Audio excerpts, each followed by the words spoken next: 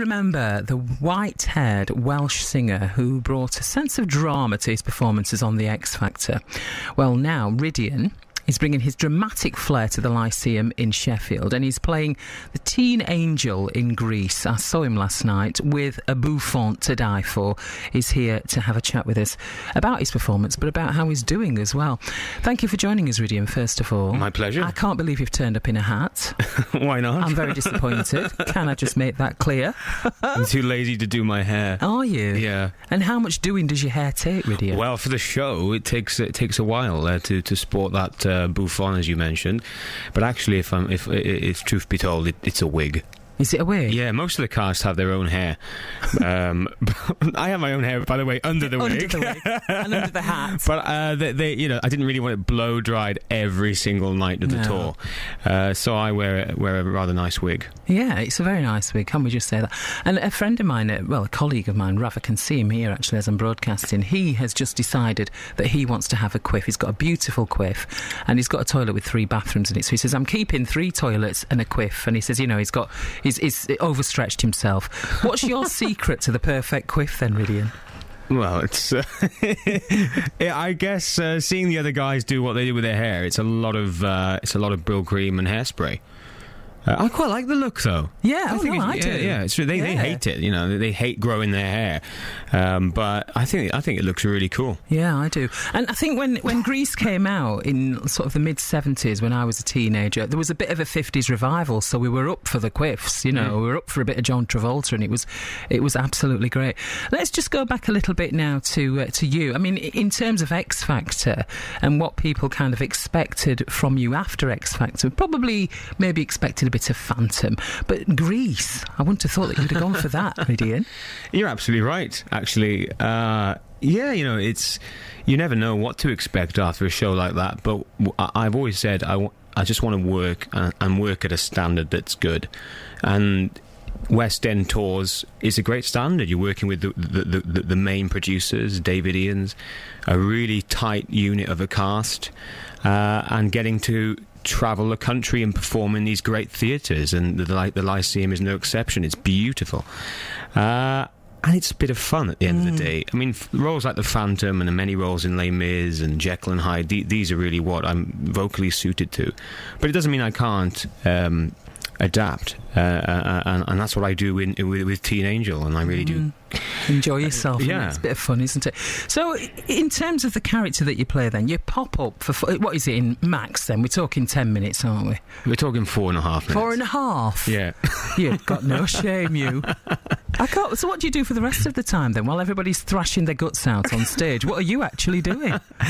I'm backstage supporting them all and helping with with the staging. No, I'm in my changing room just watching time go by. Don't you play any games on the computer or watch anything on telly? Yeah, I mean, I've got a lot of things to sort out, the personal things on the computer. You don't want to talk about that, I'm quite happy with my own company. And also there's people coming on and off on the stage, and I chat to whoever's on.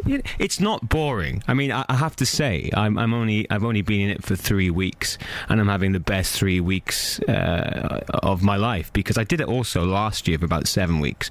However, the tour has been going for 12 months, maybe 14 months, and they finish here in Sheffield on Saturday. So it's the end of the tour this year, so people should come and see it. We've got matinee on Saturday, and obviously the evening performance, and also a matinee on Friday. Save the plug-in, Rydian. You've got another slot, so don't worry about that. We want to know about this fault that happened. Something happened at the end of the performance. I've got a text from someone who was there with me last night watching it. Not actually came with me, but saw me there, and that we noticed that something happened at the end. Rydian, we want to know what it is. We're going to find out after Brooks. Fool if you think it's over. BBC Radio Sheffield with Paulette and Rydian, who is currently on at the Lyceum in their production of Grease. Rydian, we're going to get to whatever this technological problem was at the end of the performance. We're going to get to that in a moment. But have you seen the film version of Grease then? Absolutely. And what did you think of it? I thought it was great. It's timeless. Everybody loves it. And really, it's what's helped make this stage show a phenomenon. Really, I mean, it's iconic. Everybody knows John Travolta and Olivia Newton-John and what they did with it. Yeah, feel-good movie. And songs as well. It's about the songs as well. Absolutely. That medley at the beginning of the performance. Oh, fantastic. And we got a great band too. They're amazing, aren't they? Really amazing. Tight. So you did actually see the version of Frankie Avalon. He materialised as a character called Teen Angel, which is the character that you play, singing Beauty School Dropout, which is one of the highlights of the film as far as I'm concerned. So did you want to kind of copy that Frankie Avalon version, or did you just want to riddy it up a bit? I didn't want to copy. No, because you can't. It's slightly different on tour. They've added things to it. There's more staging. Forgive me if my phone's going off. It better not be. Is it not? Someone says it could be mine. Forgive me. It won't be mine. Oh, it's not mine either. I bet it's yours. No, it's finished now. It's finished now. Good. How embarrassing. Sorry, listeners. Anyway, back to Frankie Avalon. Yeah, I obviously watched it as reference to learn the part, but it is different. It's kind of bigger on stage. Yes. It has to be. You know, everything on stage is bigger than television. And I think it's in a different key as well. Yeah. I think it's slightly higher. Do you? Yeah. Oh, I thought it was lower. No, higher. No, it's definitely higher. I really liked it, though, let me just say that. I loved the costume, and it was choreographed, this whole performance, by Arlene Phillips, wasn't it? Yeah. Did she choreograph you, then? Are they Arlene's moves or yours? A bit of both. I think the bad moves are mine, and the good moves are Arlene's. There weren't any bad moves. She's fantastic. I mean, Arlene choreographs most of the shows in the West End. I know Arlene pretty well, but because I came into the show later because Robin Cousins was playing Teen Angel beforehand. Right. I never got to work with Arlene, but most of the action happens around me. I have to say, you know, I've got a very good company who dance around me. It's just really good fun. Yeah, it is good fun.